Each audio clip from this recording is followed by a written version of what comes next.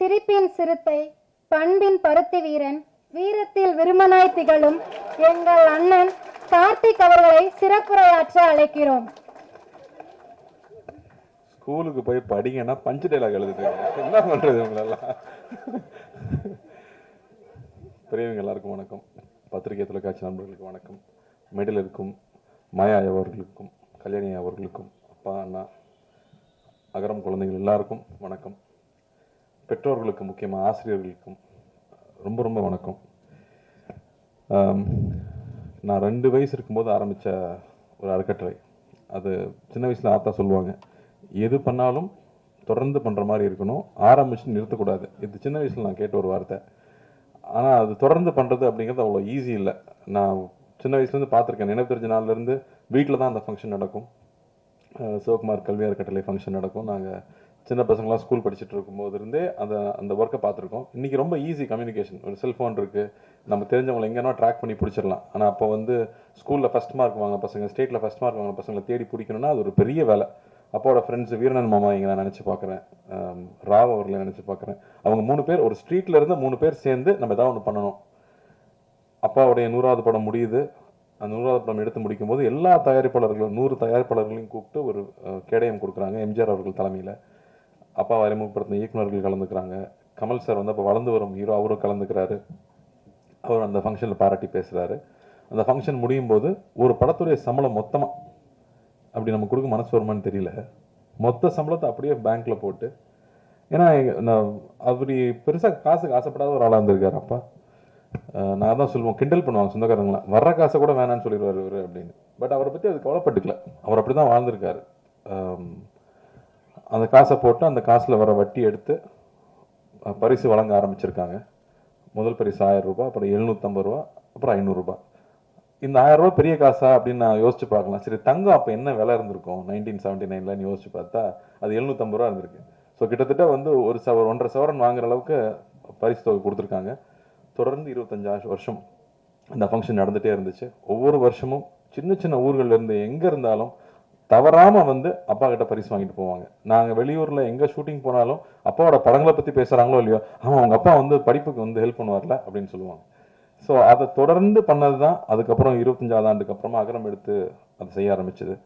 அகரம் எடுத்ததுக்கப்புறமா தான் வந்து வெறும் ஃபர்ஸ்ட் மார்க் எடுத்தது மட்டும் கிடையாது, எங்கேருந்து ஃபர்ஸ்ட் மார்க் எடுத்தான் அப்படிங்கிறது ரொம்ப முக்கியமாக இருக்குது அப்படிங்கிறது புரிதல் வந்துச்சு.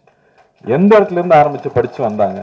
இன்றைக்கி வந்து ஒவ்வொரு பசங்களும் அவங்களுடைய பேக்ரவுண்ட் சொல்லும்போது அப்பா எங்கேருந்து வந்தாருன்னு தான் யோசிக்க முடியுது. எங்கனாலும் அதை நான் சொல்ல முடியாது. நாங்கள் வந்து ஆசீர்வதிக்கப்பட்டவங்க அப்படின்னு தான் சொல்லிக்கணும், இல்லை போன ஜென்மத்து புண்ணியம்னு சொல்லிக்கலாம். அப்பாவுக்கு பையனாக பிறந்ததுனால பல விஷயங்கள் கடந்து வந்துட்டோம். ஆனால் அப்படி இருந்தாலும் வந்து எதுவும் தெரிஞ்சுக்காமல் இங்கே வந்துட முடியாது. இதுக்கு பயங்கர ஹார்ட் ஒர்க் தேவை. யார் எந்த இடத்துல ஆரம்பித்தாலும் ஹார்ட் ஒர்க் பண்ணி தான் ஆகணும். இந்த கீழேருந்து ஆரம்பித்து நான் ரொம்ப கஷ்டப்பட்டேங்க அப்படி தான் வர முடிஞ்சுன்னு சொன்னால் அது உண்மைதான். கஷ்டப்படாமல் எதுவுமே கிடைக்காது. எல்லாருமே உழைச்சி தான் வர முடியும். எந்த விலை கொடுக்காம எதுவுமே கிடைக்காது. அந்த விலை எப்பவுமே காசு பணம் கிடையாது. உங்கள் தூக்கமாக இருக்கும், உங்களுடைய சந்தோஷங்களாக இருக்கும். இங்கே இருக்கிற எல்லாருமே ஏதோ ஒன்று பெருசாக விலை கொடுத்து இழந்து தான் இன்றைக்கி அவங்க படித்து இங்கே வந்திருக்காங்க. அதனால் இன்றைக்கி ஹார்ட் ஒர்க்கோ நம்ம தியாகம் பண்ணிக்கிற விஷயம் என்னவோ நிச்சயமாக அது பரிசளிக்குது. இல்லைங்க நான் வாழ்க்கை பூரா உழைச்சிட்டே இருக்கேன் எனக்கு எதுவுமே கிடைக்கலன்னு சொன்னால், நீ ரொம்ப நாள் வெயிட் பண்ணால் ரொம்ப பெருசாக கிடைக்கும். நீ கொஞ்ச நாள் வெயிட் பண்ணால் சின்னதாக கிடைக்கும், ரொம்ப நாள் வெயிட் பண்ணால் ரொம்ப பெருசாக கிடைக்கும். அதனால எக்காரணத்தை கொண்டும் தளர்ச்சி ஆடவே வேண்டாம், தொடர்ந்து பயணிக்கணும்னு நான் உங்களை கேட்டுக்கிறேன். தைரியமாக இருங்க. இங்கே அகரமில் ஒவ்வொரு வாட்டியும் நான் பசங்க கேட்கறது வந்து ஊர்லேருந்து படித்து சென்னைக்கு வந்துட்டேன், சிட்டிக்கு வந்துட்டேன். பசங்களை முக்கியமாக வந்து சிட்டிக்கு கொண்டு வந்து படிக்க வைக்கணுங்கிறது தான் ஒரு ஆசையை. அங்கே பக்கத்தில் இருக்கிற காலேஜில் படிக்க வச்சிடலாமே அப்படின்னா அங்கேருந்து அங்கே எக்ஸ்போஷர் சின்னதாக தான் இருக்கும். நேற்று யூடியூப்பில் பார்க்கும்போது ஒருத்தர் சொன்னார், சார் நீங்கள் இந்தியாவிலேருந்து சம்பாதிச்சா 1 லட்சம் சம்பாதிக்கிறீங்கன்னா அப்படியே அமெரிக்கா போனால் 5 லட்சம் சம்பாதிக்கலாங்கிறாங்க. அப்போ சின்ன கிராமத்தில் படித்த பையனுக்கு என்ன தெரிஞ்சுக்க முடியும்? அங்கே இருக்கிற ஒரு கல்லூரியில் படித்தா அந்த அளவுக்கு தான் அறிமுகம் இருக்கும். ஆனால் இங்கே இருக்கிற பசங்க சென்னைக்கு வந்து படிக்கணும், பெரிய சிட்டியில் படிக்கணும் அப்படின்னு அகரம் முடிவெடுத்தது ஏன்னு அப்புறம் தான் எனக்கு புரிஞ்சுது. ஆனால் ஒரு சிக்கல் இருக்குது. இங்கே வந்த உடனே கூட படிக்கிற பசங்கள்லாம் பயங்கரமாக ட்ரெஸ் பண்ணியிருப்பானுங்க, இல்லை இங்கிலீஷ் பட்டையை கலப்பானுங்க. அது நல்ல இங்கிலீஷா இருக்கான்னு தெரியாத அளவுக்கு நமக்கு இங்கிலீஷ் தெரியாது. அவனும் சுமார் இங்கிலீஷ் தான் பேசுவான். ஆனால் நம்மளாம் வந்து ஓவரா அவனை பார்த்து பயப்படுவோம். ஸ்கூல்ல இருக்க வரைக்கும் நம்ம கூட தெரிஞ்ச பசங்க கூட இருந்திருப்போம். ஆனால் காலேஜ் போனோடனே பார்த்தா எல்லா ரகமான பசங்களும் வருவாங்க. அப்போ பயங்கர இன்ஃபீரியாரிட்டி காம்ப்ளெக்ஸ் வரும். சிட்டியில் படிச்சுட்டு போன எனக்கே இன்ஃபீரியாரிட்டி காம்ப்ளெக்ஸ் வந்துச்சுன்னா அப்புறம் கிராமத்துலேருந்து படிச்சு வர பசங்க இன்ஃபீரியாரிட்டி காம்ப்ளெக்ஸ் இருக்காமல் போயிடுமா? தயவு செஞ்சு அதெல்லாம் வச்சுக்காதீங்க. 1 வருஷம் 2 வருஷம் கஷ்டமா இருக்கும், அதுக்கப்புறம் அவங்களோட பெட்டரா நீங்க ட்ரெஸ் பண்ணுவீங்க. ஏன்னா நான் பார்த்துருக்கேன், என் கூட படிச்ச பசங்க திருநெல்வேலிருந்து வருவானுங்க, அப்படியே நம்ம ட்ரெஸ்ஸிங் எல்லாம் பார்த்துட்டே இருப்பானுங்க. 3rd இயர் வரும்போது பார்த்தா நம்மளோட பெட்டரா ட்ரெஸ் பண்ணுவானுங்க. டே எங்கடா இதெல்லாம் வாங்குறீங்க அப்படின்னு கேட்டா அவன் அவ்வளோ ஷார்ப்பா இருப்பான். ஸோ எது வேணும்னு நீங்க ஃபிக்ஸ் பண்ணிட்டீங்கன்னா போதும். நான் இந்த அளவுக்கு ஸ்டைலா பேசணும், நான் இந்த அளவுக்கு இந்த சப்ஜெக்ட்ல ஷார்ப்பா இருக்கணும், இதுல தான் நான் அச்சீவ் பண்ண போறேன்னு ஒரு டார்கெட் ஃபிக்ஸ் பண்ணுங்க. டார்கெட் ஃபிக்ஸ் பண்ணாம இருந்தா எதுவுமே கிடைக்காது. என்ன வேணும் அப்படின்னு கேட்டா இங்க கிடைக்குது. இந்த பிரபஞ்சம் அதுதான் சொல்லுது. ஸோ என்ன வேணும் அப்படிங்கறத மட்டும் கிளியரா முடிவு பண்ணிட்டீங்கன்னா அப்புறம் உங்களுக்கு வந்து ஸ்டாப் பண்ற எதுவுமே கிடையாது. நீங்க பாட்டுக்கு போயிட்டே இருக்கலாம். ஏன்னா நான் 25 வயசு, எங்க அப்பா எனக்கு சொன்னது அதுதான், 25 வயசுக்குள்ள வாழ்க்கையில் என்ன பண்ண போறேன்னு முடிவு பண்ணிடு அப்படின்னாரு.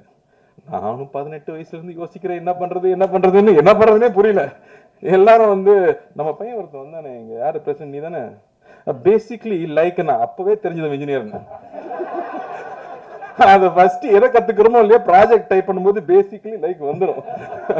ஸோ என்ன நானும் ரொம்ப இன்ஜினியரிங் படிக்க வச்சாங்க. எப்படி என்ன கனவுல எங்க அண்ணன் வந்து ஃபேக்டரி ஆரம்பிப்பாரு, அதுல போய் நாம அப்படி சின்ன முதலாளியா சேர்ந்துடலான்ற ஒரு நினைப்புல அது நடக்கல. அதுக்கப்புறம் என்ன பண்றதுன்னு தெரியல.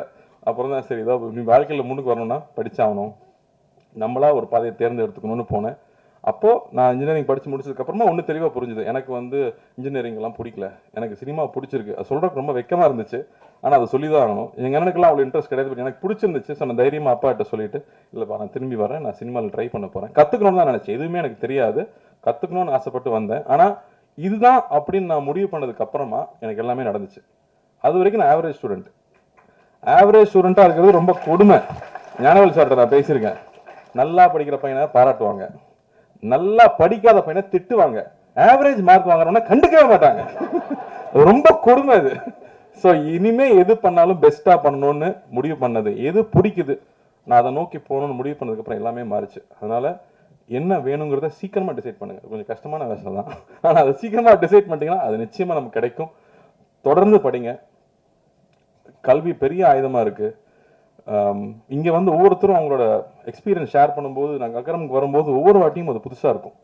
ஏன்னா இப்போ யூடியூப்குள்ள போனீங்கன்னா என்ன வாட்ச் புதுசா வந்திருக்கு, எந்த கார் புதுசா வந்திருக்கு, அவன் என்ன ட்ரெஸ் வாங்கினா, இதை பத்தியே தான் நியூஸ் வந்துட்டு இருக்கு. ஏன்னா நம்ம அதை தான் தேடி தேடி பார்க்குறோம். ஆனா நீங்க இந்த மாதிரியான செய்திகளை இப்போ கல்யாணி சொன்னாங்க இல்லையா, இதெல்லாம் ஷார்ட்டா வந்து அட்லீஸ்ட் 100 மில்லியன் வியூஸ் போகணும். அப்பதான் மக்களுக்கு இதை பத்தி தெரியும். நமக்கு வந்து பகுதி நேர உதவி கிடைக்கிற பள்ளிகளை பத்தி நமக்கு தெரியுமா, தெரிஞ்சுக்கணும்னு நினைச்சிருக்கோமா? இந்த மாதிரி விஷயங்கள் தான் இங்க ஷார்ட்ஸா கட் பண்ணி தயவு செஞ்சு பாப்புலர் பண்ணணும்னு நான் கேட்டுக்கிறேன். ஏன்னா அதெல்லாம் மக்களுக்கு தெரிஞ்சுக்கணும், இல்லாட்டி நமக்கு என்னென்ன விஷயங்கள் இருக்கு சமுதாயத்தில் நடக்குதுங்கிறது நமக்கு தெரியாம போயிடுது. ஸோ அது ரொம்ப அவசியம்னு பாக்குறேன்.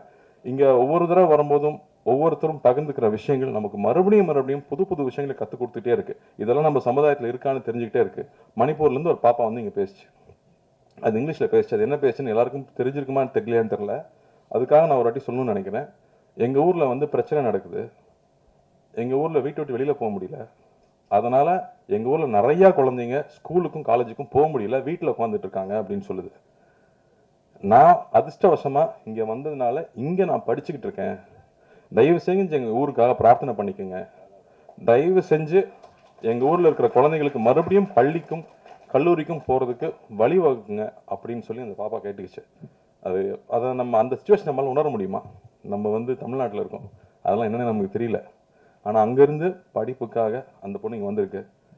இதே மாதிரி நேபாளில இருந்து வந்த கதைகள் நான் வந்து என் ஒய்ஃப் சொல்லி கேள்விப்பட்டிருக்கேன். அங்கிருந்து வந்து படிக்க முடியாது, தப்பிச்சு வரணுங்கிறப்ப லேக் எப்போ உறையுமோ, அங்க ஒரு லேக் இருக்குமா, அந்த லேக் உறைஞ்சா கல் ஆயிருமா, அந்த டைம்ல யாராவது போனாங்கன்னா அவங்க கூட குழந்தைய அனுப்பிச்சு விட்டுருவாங்களாம், நீயாவது உயிரோடு இருங்கிற மாதிரி. அப்படி நடந்து வரும்போது ஐஸ் சாப்பிட்டுக்கிட்டே வருவாங்களாம். அப்படி வந்து இங்க குழந்தைங்க படிச்சு அவங்க பெருசா வந்திருக்காங்க. அப்படி கல்விக்காக எவ்வளவு விஷயம் நடக்குது அப்படின்னு நினைக்கும் போது ரொம்ப ரொம்ப ஆச்சரியமா இருக்கு. அதனாலேயே தான் இன்னைக்கு எங்க போனாலும் நீங்க வந்து எனக்கு படிப்புக்கு ஹெல்ப் பண்ணுங்கன்னு சொன்னா, இங்க நம்ம எனக்கு தெரிஞ்சு தமிழ்நாட்டில் யாரும் இல்லைன்னு சொல்லவே மாட்டாங்க. நிச்சயமா ஹெல்ப் பண்ணுவாங்க நம்புறேன். அதே மாதிரி நானும் கேட்டுக்கிறேன், உங்க வீட்டுல வேலை செய்யறவங்களா இருக்கலாம், பக்கத்துல இருக்கிறவங்களா இருக்கலாம், படிப்புக்குன்னு கேட்டா கையில கொடுத்துடாதீங்க, ஸ்கூல்லயே போய் காசை கூட கட்டிடுங்க. அது பெரிய ரிசல்ட் கொடுக்குது அப்படின்னு நிச்சயமா தெரியுது. அதுக்கப்புறம் என்னோட பொண்ணுக்கு வந்து ஒரு ப்ராஜெக்ட் இருந்துச்சு. அப்பா சொன்ன மாதிரி காஸ்ட்லியான ஸ்கூல் தான். பட் எனக்கு ரொம்ப ஆசையா இருக்கும், கிளாஸ்மேட்ஸ் வந்து எல்லா தரப்பு குழந்தைகள் பழகணும்னு ஆசையா இருக்கும். அப்படி அவங்களுக்கு ஒரு ப்ராஜெக்ட் இருந்துச்சு. ஒரு கவர்மெண்ட் ஸ்கூல்ல போய் அங்க இருக்கிற குழந்தைங்க கிட்ட ஒரு ப்ராஜெக்ட் பண்ணி அவங்க இன்ட்ராக்ட் பண்ணி, நீ ஏன் ஸ்கூலுக்கு வர்றதுக்கு உனக்கு ஏன் பிடிக்குது, உங்கள் அப்பா ஸ்கூலுக்கு அனுப்பலன்னா நீ எப்படி சண்டை போட்டு வருவ அப்படின்னு கேட்குறதுக்கு ஒரு ப்ராஜெக்ட். அதில் தன் வயசில் இருக்கிற குழந்தைகள் கூட போய் அங்கே உட்காந்து பேசி அவங்க ஒரு ப்ராஜெக்ட் பண்ணிட்டு வந்தாங்க. அதுக்கப்புறமா ஒரு ஒரு ப்ராஜெக்ட் வச்சு எக்ஸ்பிளைன் பண்ணாங்க. அப்போ வந்து ரொம்ப இன்ட்ரெஸ்டிங்காக ஒரு விஷயம் நடந்துச்சு. எஜுகேஷன்னா என்ன அப்படிங்கிற கேள்வியை கேட்குறாங்க, பாப்பா கிட்ட கேட்குறாங்க. அது சொல்லுது, சக மனுஷனை மதிக்க கற்றுக் கொடுக்குது அப்படின்னு. சரி, அப்போ ஓகே, அப்போது அது எவ்வளோ முக்கியமாக இருக்குது அந்த விஷயம் அப்படிங்கும்போது எனக்கு ரொம்ப ரொம்ப பெருமையாக இருந்துச்சு. ஸோ அந்த புரிதல் எல்லார் கூடயும் போய் பழகிறப்ப தான் கிடைக்குது. அதனால் நாமளும் குழந்தைகளை எல்லார் கூடயும் பழகிறதுக்கான சந்தர்ப்பங்களை ஏற்படுத்தி கொடுக்கணும். அப்போ தான் தன்னுடைய வாழ்க்கை தனக்கு கிடைச்ச விஷயங்களை மதித்து நேரான வழியில் அப்பா சொன்ன மாதிரி அந்த டிசிப்ளினும் அந்த கல்வியை நோக்கி போகிற உழைப்பும் ரொம்ப முக்கியமாக இருக்கும். ஸோ அதை நாமளும் செய்யணும்னு நான் கேட்டுக்கிறேன். வாய்ப்பளித்ததுக்கு நன்றி, ரொம்ப ரொம்ப சந்தோஷம். அகரம் தம்பி தங்கைகள் எல்லாருக்கும் என்னுடைய வாழ்த்துக்கள். தைரியமாக இருங்க, என்றைக்கும் எந்த காம்ப்ளெக்ஸும் வச்சுக்காதீங்க. ஒருத்தனுக்கு 1 வருஷத்தில் கிடைக்கும், ஹார்ட் ஒர்க் பண்ணால் நமக்கு 5 வருஷத்தில் கிடைக்கும், இல்லை 10 வருஷத்தில் கிடைக்கும். ஒர்க் பண்ணுங்கள், எவ்வளோ லேட் ஆகுதோ அந்தளவுக்கு போனஸ் பெருசாக கிடைக்கும். அவ்வளோதான்.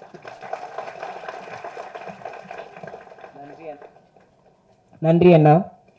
ஒரு மனதில் சிந்தித்து பல மனங்களில் அகரம் என்ற ஆலமரத்தை நிறுவி அதன் ஆணி வேராக திகழ்ந்து வரும் எங்கள் அண்ணன் இருள் சூழ் உள்ளங்களுக்கு கல்வி எனும் மொழியை தந்து வாழ்வை வளமாக்கும் வள்ளல், ஆயிரக்கணக்கான விதைகளுக்கு அண்ணனாக திகழ்பவர் எங்கள் சூர்யா அண்ணா அவர்களை சிறப்புரையாற்ற அழைக்கிறேன்.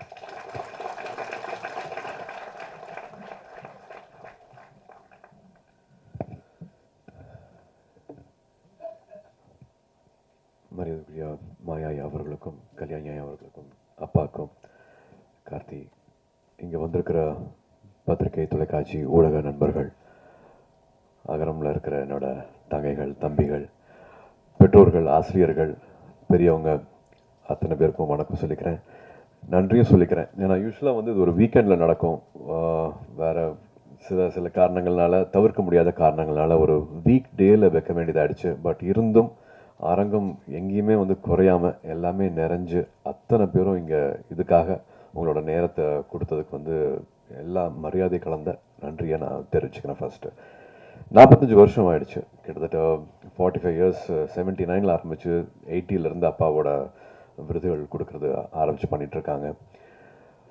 அகரம் கிட்டத்தட்ட 20 இயர்ஸ் தொடப்போகுது. விதை மட்டுமே வந்து ஒரு 15 வருஷம் ஆயிடுச்சு. ஏன்னா அகரமில் வந்து ரொம்ப ஹைலைட்டாக எங்களுக்கு ரொம்ப ரொம்ப முக்கியமான ஒரு ப்ரோக்ராமை பார்க்குறது வந்து விதை ப்ரோக்ராமு. ரொம்ப சாதாரணமாக 2006 உட்காந்து பேசிகிட்டு இருந்தோம், நானும் ஞானவேல் அவர்களும். அப்போ வந்து ஸ்டூடெண்ட் ரிப்போர்ட்டராக ஆரம்பித்து அதுக்கப்புறமா முக்கியமான பத்திரிகையில் முக்கியமான பொறுப்பில் இருக்கிறாரு. அப்போ கேட்ட கேள்விகள் தான். அப்பா இப்போ குட்டி ஒரு கதை சொல்லிட்டு இருந்தாங்க, அவங்களோட அவங்களோட பள்ளி பருவம் எப்படி இருந்துச்சு, ஸ்கூலுக்கு போகிறதுக்கு முன்னாடி என்னென்ன மாதிரியான சூழல் இருந்துச்சு அப்படின்னு சொல்லிட்டு இருந்தாங்க. எனக்கும் சொல்லியிருக்காங்க, எனக்கும் அது ஞாபகம் இருக்குது. பட்டு 2006 பேசிகிட்டு இருக்கும்போது வந்து அதே மாதிரியான ஒரு சூழல் தான் வந்து ஞானவேல் அவர்கள் வந்து முதல் தலைமுறை மாணவர்கள் இருக்காங்க தெரியுமா அப்படின்னு கேட்ட கேள்வி தான் வந்து அகரம் பிறக்கிறதுக்கு காரணமாக இருந்துச்சு. அப்படிலாம் இல்லையே அப்பா அப்போ சொன்னாங்க, அப்பா வந்து ஒரு 50s 40s சொன்ன கதை அது அப்படின்னாங்க. இல்லை, 2006 வந்து இப்போவும் நம்மளுக்கு முதல் தலைமுறை மாணவர்கள் இருக்காங்க அப்படின்னு 2006 சொன்னாங்க. 20 வருஷம் தாண்டிட்டோம். இப்போவும் ஒரு மாதத்துக்கு 3000 ரூபா கூட சம்பாதிக்க முடியாத சூழலில் ஒரு குடும்பம் இருக்காங்க. அதில் அப்பா அம்மா தம்பி தங்கச்சின்னு வந்து ஒரு 5 பேர் 4 பேர் இருக்கிற குடும்பத்தில் கூட ஒரு நாளைக்கு 100 ரூபா கூட சம்பாரித்து முழுசாக எடுத்துகிட்டு வர முடியாத குடும்ப சூழ்நிலையிலிருந்து வர மாணவர்கள் அவங்களோட அந்த போர் குணம் இருக்கிறியா, அது வந்து நான் வந்து அதுக்கு தலை வணங்குறேன். அப்படி தான் பார்க்குறேன். இங்கே வந்துருக்கிற தம்பிகளையும் தங்கைகளையும் வந்து அந்த போர் குணத்தோடு தான் நான் அவங்கள பார்க்குறேன். நாங்கள் இருக்கிற இடம் வந்து ரொம்பவே வசதியான ஒரு இடத்துல இருந்துட்டு நாங்கள் பண்ணுற சாதனைகள், இந்த மேடை எனக்கு வந்து கிட்டத்தட்ட இப்போ ஒரு 49 வயசாச்சு. நிறைய பேர் பத்திரிகையில் நண்பர்கள் எல்லாருமே வாழ்த்து சொன்னீங்க, அதுக்கு நான் இந்த சமயத்தில் நன்றி சொல்லிக்கிறேன். பட் இவ்வளோ வருஷம் கழிச்சு இந்த மேடை கிடச்சிருக்கு. பட் இந்த மேடை இந்த சாதனையெல்லாம் வந்து இந்த 17-18 வயசில் நீங்கள் பண்ணியிருக்கிற, அதுவும் எந்த வசதியும் இல்லாமல் நீங்கள் எதிர்நீச்சல் போட்டு வந்திருக்கீங்க இல்லையா, அந்த சாதனை வந்து நாங்கள்லாம் இப்போ இருக்கிறத விட ரொம்ப ரொம்ப உயர்வானது, ரொம்ப மிகப்பெரியது. அதனால நீங்கள் இன்னொரு 20 வருஷம் 30 வருஷம் கழிச்சு உங்களை பார்க்கும்போது வந்து நீங்கள் தொடப்போகிற உயரம் வந்து மிக மிக உயரமான ஒரு இடத்த தான் வந்து போய் அடைய போகிறீங்க. அந்த நம்பிக்கையோட மட்டும் நீங்கள் நிச்சயமாக நீங்கள் பயணிக்கணும் அப்படின்னு நான் விருப்பப்படுறேன். விதை திட்டம் வந்து நான் சொன்ன மாதிரி இப்போது கிட்டத்தட்ட 5200 மாணவர்களுக்கு மேலே வந்து அவங்களோட தொட முடிஞ்சிருக்கு, அவங்களோட வாழ்க்கையை மாற்ற முடிஞ்சிருக்கு. இந்த வருஷம் மாணவர்கள் எண்ணிக்கையும் சேர்த்தா கிட்டத்தட்ட அந்த மாதிரி மாணவர்கள் வந்து 6000 பேரோட வாழ்க்கையை வந்து அகரம் மூலமாக மாற்ற முடிஞ்சிருக்கு. இது அவங்களோட ஒவ்வொருத்தவங்களோட வாழ்க்கை முறை மட்டும் இல்லாமல் அவங்களோட குடும்ப சூழலாகட்டும், அவங்க எங்கேருந்து வராங்களோ அந்த கிராமங்களாகட்டும், அவங்களுக்கெல்லாம் வந்து ஒரு வழிகாட்டியாக இருந்திருக்காங்க. ஸோ அது வந்து ஒரு ரிப்பிள் எஃபெக்ட் மாதிரி ஒருத்தவங்களுக்கு வழிகாட்டுறது வந்து அவங்க குடும்பத்தில் இருக்கிற தம்பி தங்கைகளாகட்டும், அவங்க வீட்டில் இருக்கிறவங்களாகட்டும், தெருவில் இருக்கிறவங்களாகட்டும், அவங்க கிராமத்தில் இருக்கிறவங்களாகட்டும், எல்லாருக்குமே வந்து ஒரு அவேர்னஸ் கிடைக்குது, ஒரு விழிப்புணர்வு கிடைக்குது. இதுக்கப்புறமா இது பண்ணலாமா, இதுக்கப்புறமா இங்கே போகலாமா, இவங்க இருக்காங்களா, இவங்ககிட்ட கேட்கலாமா, இவங்க நம்மளுக்கு வழிகாட்டுவாங்களா, மெட்ராஸில் ஒரு அண்ணா இருக்காங்க, ஒரு அக்கா இருக்காங்களா அப்படிங்கிற மாதிரி ஒரு ரிப்பிள் எஃபெக்ட் மாதிரி தான் வந்து இந்த 20 வருஷம் வந்து ரொம்ப அழகாக கடந்திருக்கு அப்படின்னு சொல்லுவேன். இது வந்து அகரம் இருக்கவங்கனால மட்டும் கிடையாது. இந்த ஒரு நல்லுள்ளம் வந்து அத்தனை பேர்கிட்ட வந்திருக்கு. உங்களுக்கே தெரியும், விதை திட்டம் வந்து முதல் தலைமுறை மாணவர்கள் அரசு பள்ளியில் படிச்சுட்டு வரவங்க. அவங்களுக்கு வந்து ஒரு ஒரு தலைமை ஆசிரியர் வந்து ஒரு ஒரு லெட்டர் மாதிரி கொடுப்பாங்க. 8ஆவதுலேருந்து 10ஆவது 12ஆவது வரைக்கும் நான் உங்களை பார்த்துருக்கேன். இது தகுதியான மாணவர் மாணவி அப்படிங்கிற மாதிரி லெட்டர் கொடுப்பாங்க. ஒரு 10,000 கிட்டத்தில் லெட்டர் வரும். பட் அதுலேருந்து நாங்கள் ஒரு 1500 எடுத்து அப்புறமா அது வந்து ஒரு 700 500 மாதிரி மாறும். ஸோ இந்த ப்ராசஸ்க்கு வந்து ஹெல்ப் பண்ணுறது வந்து அத்தனை பேர், அப்பா அம்மா ஆசிரியர், அந்த ஊருக்கு வழிகாட்டுறவங்க. தடையுமே இருக்காது, ஒரு அட்ரஸ் இருக்காது, வழித்தடம் இருக்காது. காலையிலேருந்து உங்களுக்காக வெயிட் பண்ணி பஸ்லேருந்து இறங்கின உடனே 2 வீலரில் வந்து எங்களை கூட்டிகிட்டு போகிற அந்த ஊரில் இருக்கிற மக்களாகட்டும், அங்கே லோக்கலில் இருக்கிற பத்திரிகை நண்பர்களாகட்டும், வழியே தெரியாமல் நான் கூட்டிகிட்டு போகிறவாங்க அப்படின்ட்டு சைக்கிளில் கூட்டிகிட்டு போகிறவங்களாகட்டும், இல்லை ஒரு லாரி டிரைவர் ஆகட்டும், அத்தனை பேர் வந்து இந்த மாணவ செல்வங்களுக்கு வந்து எப்படியாவது படிப்பு கிடைச்சிடணும், எப்படியாவது இந்த கல்வி கிடைச்சிடணும் அப்படின்ட்டு அத்தனை பேர் வந்து உதவி செஞ்சுருக்காங்க. அத்தனை பேர்த்தோட அந்த ஒரு நேரத்துக்கும் அவங்களோட ஊக்கத்துக்கும் அவங்களோட சப்போர்ட்டுக்கும் அவங்களோட அந்த அந்த ஒரு கல்வி எல்லாத்தையும் மாற்றிடும் அப்படின்ட்டு அவங்கள கொடுத்த நேரத்துக்கு எல்லாமே நான் இப்போது நன்றி சொல்லணும் அப்படின்னு பார்க்குறேன். ஏன்னா 20 வருஷம் ஆயிடுச்சு. அதில் இன்னும் ரொம்ப முக்கியமானது வந்து 350 காலேஜஸ்க்கு மேலே எங்களுக்கு வந்து ஹெல்ப் பண்ணியிருக்காங்க, யூனிவர்சிட்டிஸ் வந்து ஹெல்ப் பண்ணியிருக்காங்க. அதில் வந்து தொடர்ச்சியாக வந்து 350ல் எல்லார் பேரையும் என்னால் இப்போ சொல்ல முடியல. பட் எல்லாத்தையும் ஒவ்வொருத்தரையும் வந்து நன்றியோடு பார்க்குறோம். அகரத்தில் இருக்கிற அத்தனை பேரும் அவங்க எல்லாத்தையும் வந்து நன்றியோடு பார்க்குறோம்.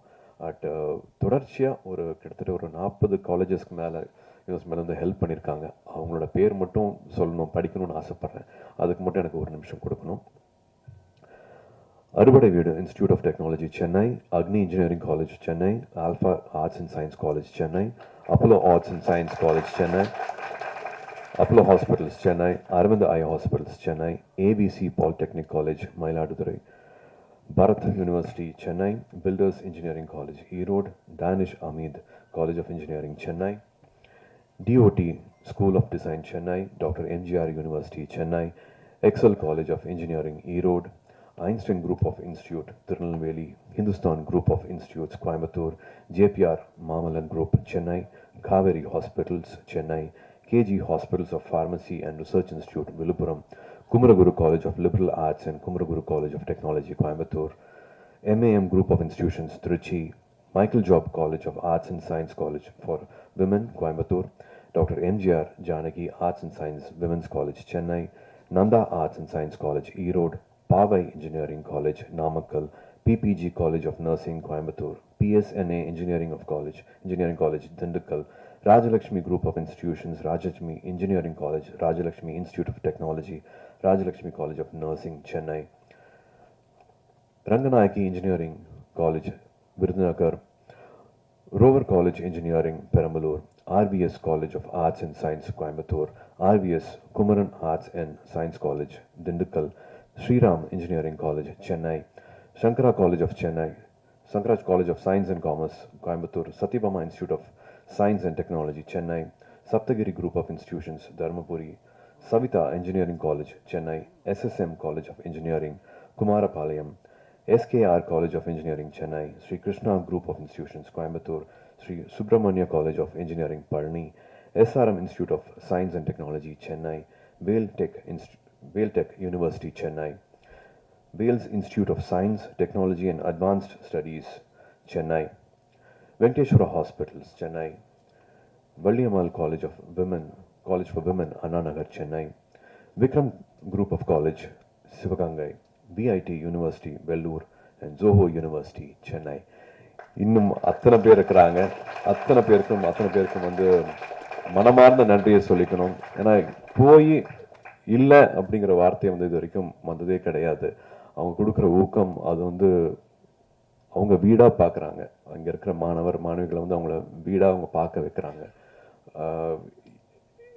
அதான் ஒன்றா நினைக்கிறதுன்னு ஒன்று இருக்கு இல்லையா? இத்தனை வருஷம் ஆனாலும் வந்து எதுக்கோ பண்ணுறோம் ஏனோ பண்ணுறோம் அப்படிங்கிற மாதிரி இல்லாமல், நம்மளும் கேட்க கூச்சமாக இருக்கிற மாதிரி இல்லாமல், இங்கே இருக்கிற மாணவிகள் வந்து ஒரு டிபார்ட்மெண்ட்லேயும் அந்தந்த ஹெச்ஓடி கிட்ட இருந்து பேர் வாங்கியிருக்காங்க. அவுட்ஸ்டாண்டிங் ஸ்டூடெண்ட்ஸா, பெஸ்ட் ஸ்டூடெண்ட்ஸா, பொட்டன்ஷியல் ஸ்டூடெண்ட்ஸா, இவங்க மறுபடியும் வருஷம் அந்த பேர் வாங்குறதுனால நாங்களும் கூச்சமே இல்லாமல் எந்த கதை வேணாலும் எங்கே வேணாலும் போய் வந்து எங்களால் தட்ட முடியுது.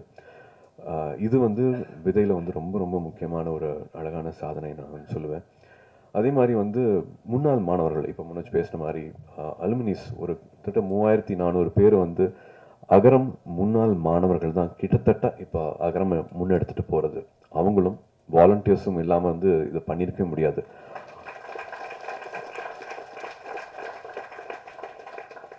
அத்தனை புது விஷயங்களும் இது வேண்டாம், இது பண்ணலாம் அப்படின்ட்டு அகரம் புதுப்பிக்கிறது வந்து அகரம் முன்னாள் மாணவர்கள் அலுமினைஸும் வந்து தன்னாளவர்களும். அவங்களோட இன்னும் ஸ்பெஷல் ப்ராஜெக்ட் பார்த்தா வந்து தை அப்படின்னு சொல்லுவேன், வழிகாட்டிகள்னு சொல்லுவேன். ஜவாது மலையில் வந்து மலைப்பகுதிகளில் இப்போ நீங்கள் பேசுகிற மாதிரி கேட்ட மாதிரி வந்து அங்கே இருக்கிற மலைப்பகுதிகளில் கிட்டத்தட்ட ஒரு 100 ஸ்கூலில் வந்து ஃபெலோஷிப்பில் வந்து அங்கே டீச்சர்ஸாகவே ஜாயின் பண்ணியிருக்கிறாங்க. முன்னாள் மாணவர்கள் வந்து அங்கே கிட்டத்தட்ட ஒரு 60 பள்ளிகளுக்கு மேலே வந்து மறுபடியும் அதை புதுப்பிச்சு மறுபடியும் அவங்க மாணவர்கள் சேர்க்கையை அதிகரித்து அங்கே வந்து 1 வருஷம் 2 வருஷத்துக்கு மேலே அந்த சூழ்நிலை வந்து ரொம்ப வேறு மாதிரி. அங்கேயே தங்கணும், அந்த சமூகத்துக்கூட பழகணும், ஃபோன் வசதிகள் இருக்காது, அங்கே தான் தங்க முடியும், அடிக்கடி வெளியில் வந்துட்டு போக முடியாது. இது மாதிரி நான் சொன்ன மாதிரி வந்து ஸ்கூலுக்கு வராத பழக்கமே இல்லாதவங்களை வந்து மறுபடியும் பள்ளி படிப்பு கூட்டிகிட்டு வருதுங்கிறது வந்து சாதாரண விஷயமே கிடையாது. அவங்களெல்லாம் கூப்பிட்டு கேட்டிருக்கோம், என்ன எப்படி இதை பண்ணுறீங்க, அகரம் என்ன சொல்லி கொடுத்துருக்கு, அகரம்னா என்ன அப்படின்னு கேட்கும்போது ஒவ்வொருத்தங்க ஒரு விஷயம் சொன்னாங்க. அதில் ஒரு தங்கை வந்து அகரம் தான் நான் தான் அகரம் அப்படிங்கிற மாதிரி சொல்லிச்சு. என்ன சொல்கிறேன் புரியல அப்படின்னு சொன்ன கேட்கும்போது, இல்லை சூழல் வந்து எல்லாமே ரொம்ப சேலஞ்சிங்காக இருக்கும், எதுவுமே வந்து கிட்டத்தட்ட எதுவுமே சரியாக இருக்காது, சுற்றி இருக்கிறது எல்லாமே தப்பாக இருக்கும், பட் எல்லாத்துலேயும் என்ன நடந்தாலும் வந்து எப்படி வந்து ரெசிலியன்ஸோடு இருக்கிறது, எப்படி நம்பிக்கையோடு இருக்கிறது, எப்படி பாசிட்டிவாகவே இருக்கிறது, வாழ்க்கையில் எது பெருசு அப்படிங்கிறத வந்து முடிவு பண்ணிட்டு எது வேணும் அப்படிங்கிறத வந்து தீர்மானிச்சுட்டு அதை நோக்கி மட்டுமே போகணும், எந்த காம்ப்ரமைஸும் பண்ணிக்காம நம்ம நினைச்சதை அடையிறது எப்படி அப்படிங்கிறத வந்து அகரம் சொல்லி கொடுத்துருக்கு. நான் தான் அகரம் தான் நான் அப்படிங்கிற மாதிரி சொல்லிச்சு. அது ஒவ்வொரு மாணவனுக்கும் அகரம் இருக்கிற அத்தனை பேருக்கும் வந்து அது ஒரு எடுத்துக்காட்டு மாதிரி இருந்துச்சு அவங்க சொன்ன அந்த வார்த்தை. அது நம்ம லைஃப்லையும் அது ரொம்ப வேணும் அப்படின்னு நினைக்கிறேன். எந்த பொசிஷனில் ஆரம்பத்தில் இருந்தாலும் சரி, நடுவில் இருந்தாலும் சரி, ஃபேடிங்கான ஒரு கெரியர் கிராஃபில் வந்து ஒரு ஃபேடு வேணும், அந்த டைம்லையும் சரி, நிச்சயமாக எல்லாமே வந்து சரியாக போகாது. நிறைய விஷயங்கள் வந்து நம்ம எதிர்பார்க்காத மாதிரி போகும், நெகட்டிவிட்டி வந்து ரொம்ப அதிகமாக இருக்கும். பட் அந்த டைமில் பாசிட்டிவான விஷயங்களை மட்டுமே நினைக்கிறது, பாசிட்டிவாக மட்டுமே பேசுறது. ஏன்னா we can always choose to complain, மற்றவங்களை பற்றி தப்பாக பேசுகிறதோ, இது சரியில்லை அது சரியில்லைன்னு சொல்கிறதுக்கோ, இல்லாட்டி எடுத்தோன்ன கான்வர்சேஷனில் முதல் வார்த்தையே வந்து எது வந்து தப்பாக நடந்துகிட்ருக்கோ அதை பற்றி ஆரம்பிக்கிறது வந்து நிறைய பேருக்கு வந்து அது பழக்கமாக இருக்கலாம். எல்லாத்தோட வாழ்க்கையிலும் நிறையா கசப்பு இருக்கலாம். பட் அதெல்லாத்தையும் மறந்து நல்லது மட்டுமே பேசுவோம், ஆக்கப்பூர்வமாக மட்டுமே இருப்போம். நம்மளோட ஃப்ரெண்ட்ஸும் சரி, நம்மளோட வளர்ச்சிக்கு மட்டுமே நம்ம வந்து மற்றவங்களுக்கு உதவியாக இருப்போம், நம்மளுக்கு வழிகாட்டியாக இருப்போம் அப்படின்னு அகரமில் ஒவ்வொரு மாணவியும் இந்த வயசில் நினைக்கிறாங்க அப்படின்னா அவங்க ரொம்ப அழகான சூழலில் வந்து வளர்ந்துட்டு இருக்காங்க அப்படின்னு நான் நினைக்கிறேன். எனக்கு அப்படி நினைக்கும் போது வந்து அகரமில் நானும் ஒரு பார்ட்டாக இருக்கேன் அப்படின்னு நினைக்கும் போது வந்து எனக்கு ரொம்ப சந்தோஷமாக இருக்குது. Everybody needs it in life. ஒரு வாட்டியும் வந்து கசப்பான அனுபவங்கள் வரும்போது வந்து அதை தகர்த்துட்டு பாசிட்டிவாக நினைக்கிறது வந்து ரொம்ப முக்கியம். கார்த்தியும் சொன்ன மாதிரி வந்து எது ஆகணும் அப்படின்னு நம்ம ஏங்கி தவிக்கிறோமோ அதுவாகவே ஆகும், அது நிச்சயமாக ஆகும். It's a crime to think small, it's a crime to dream small அப்படின்னு நினைக்கிற மாதிரி மைண்டு வந்து ஒரு ஸ்டியரிங். நம்ம எண்ண ஓட்டங்கள் என்னவா இருக்குதோ அதை நோக்கி நிச்சயமாக எல்லாமே அதை நோக்கி போகும், அதை நிச்சயமாக அடையும். நான் ஏற்கனவே திரும்பி சொல்லியிருக்கேன், ஸ்கூல்லையும் சரி காலேஜ்லேயும் சரி நான் எதுவுமே நான் சாதிச்சது கிடையாது, எதுவுமே நான் பண்ணது கிடையாது. ஒரு 3 வருஷம் கவர்மெண்ட் இண்டஸ்ட்ரிக்கு போனேன். அதுவும் வந்து ஒரு சின்ன சலிப்பு தட்டுச்சு. ஒரு சின்ன குடும்ப சூழ்நிலை, திரும்பி ஒரு யூட்டர்ன் எடுத்தேன். நான் படித்த படிப்புக்கும் என்னோட